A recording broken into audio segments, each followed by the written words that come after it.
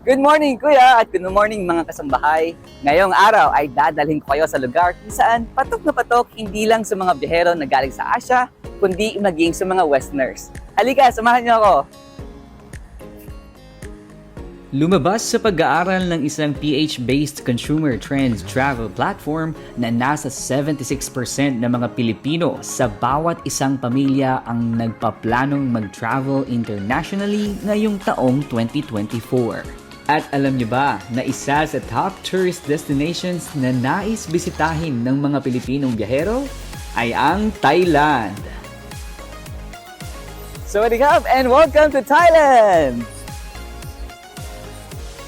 Kilala sa mayamang kultura, modern-style indoor and outdoor malls, street life gaya ng night markets, mura at naglalakihang shopping district.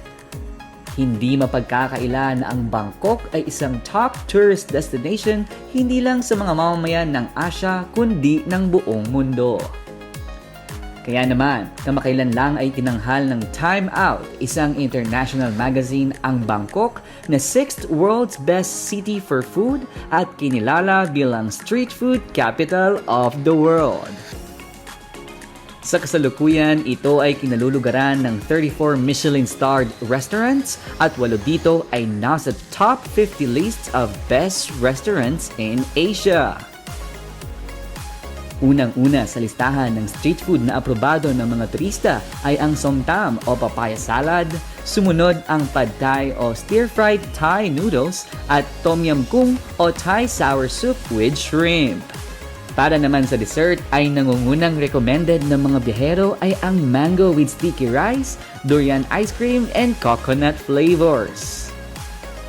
Kung ikaw naman ay mahilig sa chicha o finger food, hindi mawawala sa listahan at hindi mo pwedeng palagpasin kung bibisita ka sa Thailand ay ang exotic street food gaya ng scorpion, crickets, bugs at iba pa, maging ng crocodile meat.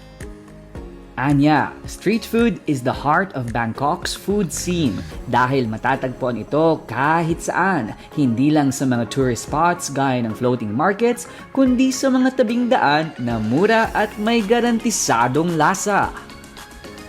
Ika nga, hindi exaggeration kung sasabihing Bangkok is a food paradise for food lovers. Amazing, Thailand! Kaya ano pang hinihintay nyo? Idagdag nyo na sa inyong food cravings ang Thai street food dahil makatitiyak kayong ito'y mura at aroy ma!